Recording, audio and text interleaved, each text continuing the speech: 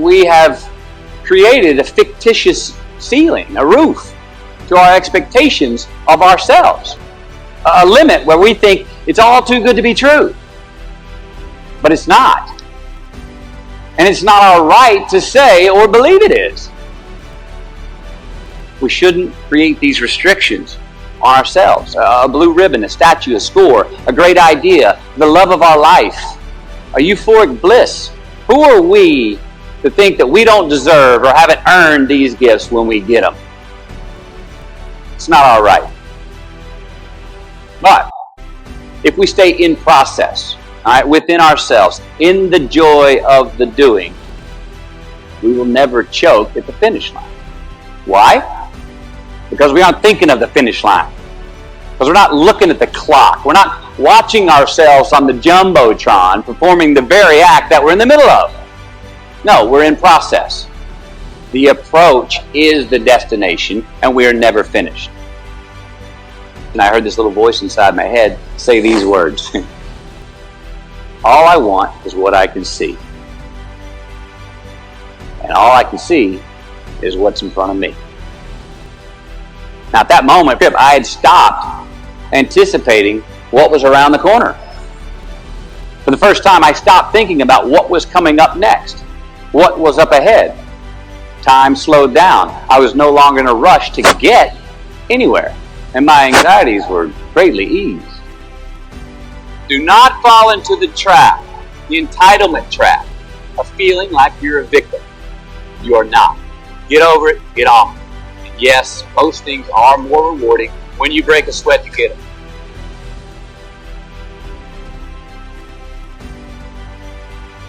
Don't leave crumbs. And the beauty of delayed gratification. So what are crumbs? Well, the crumbs I'm talking about are the choices that we make that make us have to look over our shoulder in the future. You didn't pay that guy back the money that you owed him, and tonight you just saw him 3 rows behind you. Shit. You slept around on your spouse, and you just found out that tomorrow she and the lady you're having an affair with are going to be at the same PTA meeting. Shit again. You drank too much last night.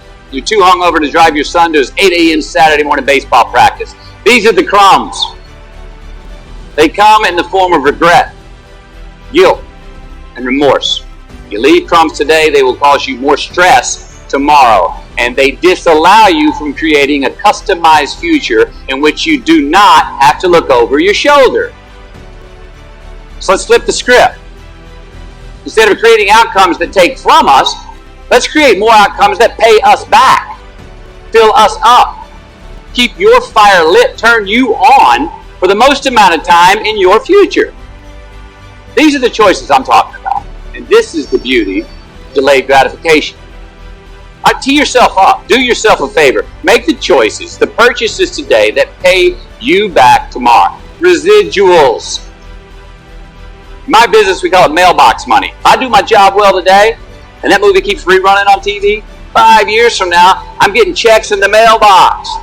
It's a heck of a deal. So whether it's prepping the coffee maker the night before, so all you got to do is press the button in the morning, or getting ready for the job interview early so you don't have to cram the night before, or choosing not to hook up with that married woman because you know you're going to feel horrible about it tomorrow, and her husband carries a gun, or paying your debts on time so that when you do see that guy 3 rows back tonight, you don't have to hunker down in your seat hoping that he don't see you. Get some ROI. You know what that is? Return on investment. Your investment. You. Customize your future. Don't leave crumbs. The greatest snipers and marksmen in the world, they don't aim at the target. They aim on the other side of the target. We do our best when our destinations are beyond the measurement, when our reach continually exceeds our grasp, and when we have immortal finish lines. And when we do this, the race is never over. The journey has no port. The adventure never ends because we are always on the way. So do this, and let somebody else come up and tap you on the shoulder and say, hey, you scored. Let them run up and tap you on the shoulder and say, man, you won. Let them come tell you, you can go home now. Let them say, I love you too. Let them say, thank you. Take the lid off the man-made roofs that we put above ourselves and always play like an underdog. Here we go. Well, I think the truth's all around us all the time. I mean, I think the answer, is always right there or right there. I think it's all around us. We just don't always see it. We don't always grasp it, hear it, access it. Usually because we're not in the right place to do so. So what do? First, I believe we've got to put ourselves in the place to receive the truth. Let's admit it. We live in an extremely noisy world with all kinds of frequencies coming at us. We got commitments, we got deadlines, fix this, do that, plans, expectations, and they all make it hard to get clarity and peace of mind. So we have to consciously put ourselves in places to receive that clarity. Now that may be prayer, that may be meditation, that may be a walkabout, that may be being in the right company, a road trip, whatever it is for you, schedule that time. Schedule it. So, if we do that, if we hear it, we put ourselves in a place to hear it, and we do, and it's become clear, truth, natural, and infinite, then the second part comes, which is to personalize it. Ask yourself how it works for you, how it applies to you personally, why you need it in your life specifically. And if you do that, then comes the third part. Have the patience to internalize it and get it from our intellectual head, thinking about it, and into our bones and our soul and our instinct. Now, we cannot rush this part. It does take time. So if we get that far, we've received it, we personalized it, and we've internalized it. If we make it that, we've got to have the courage to act on it, to actually take it into our daily lives and practice it, to make it an active part of who we are and live it. Do that.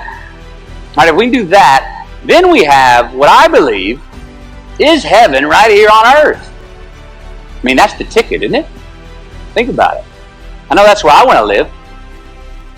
While we're here. And they're going to run across the Jumbotron. Let's make it a place where we break a sweat. Where we believe. Where we enjoy the process of succeeding. In the places and ways that we are fashioned to. Where we don't have to look over our shoulder. Because we're too busy doing what we're good at. Voluntarily keeping our own counsel because we want to. Traveling towards immortal finish lines, we write our own book, overcoming our fears. We make friends with ourselves. And that is the place that I'm talking about. I think fear is a good thing. Now, why? Because it increases our need to overcome that fear. All right, so say your obstacle is fear of rejection. All right, you want to ask her out, or you want to ask him out, but you fear that he or she may say no. All right, you want to ask your boss for that promotion, but you're scared he's going to think you're overstepping your bounds. Well, instead of denying those fears, declare them.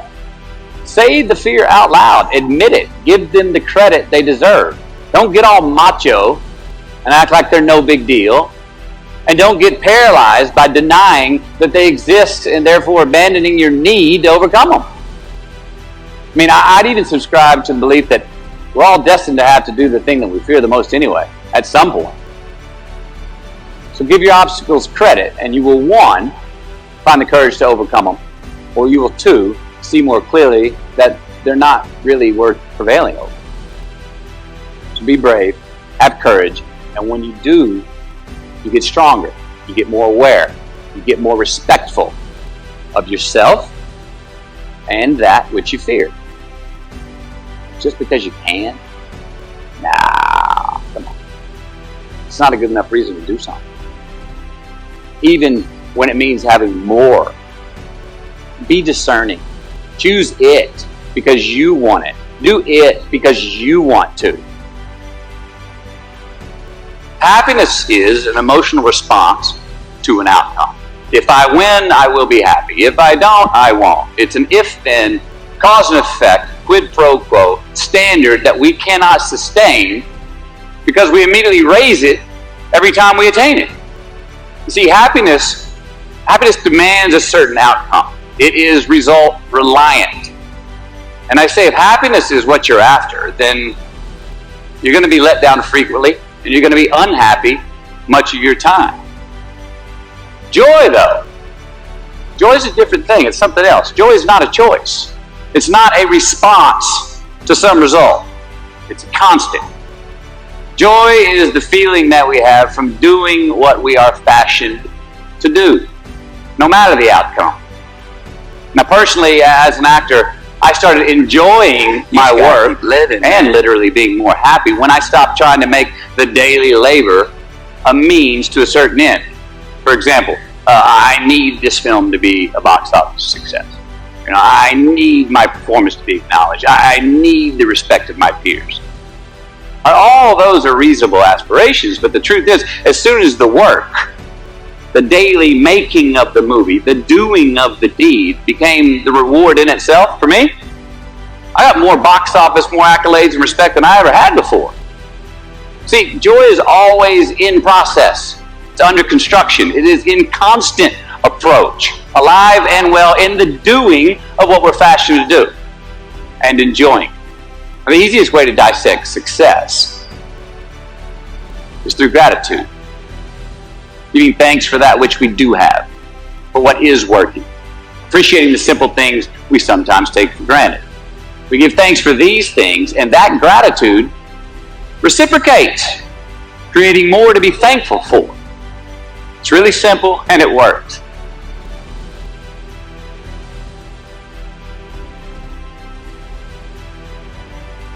So first, we have to define success for ourselves.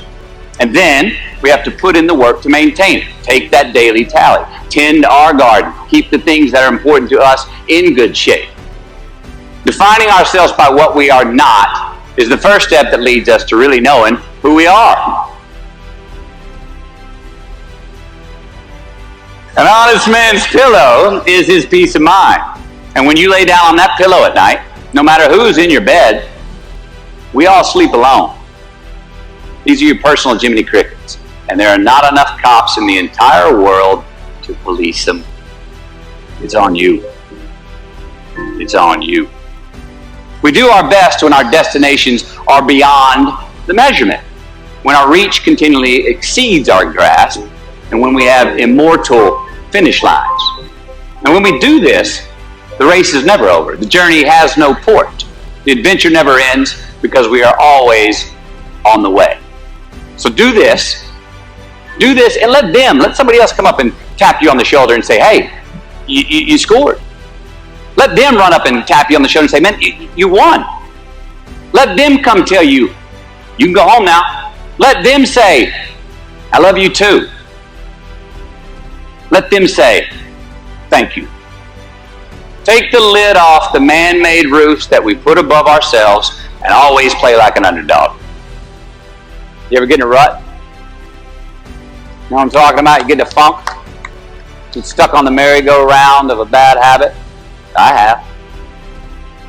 Look, we're going to make mistakes. You got to own them. Then you got to make amends. And then you got to move on. Guilt and regret kills many a man before their time.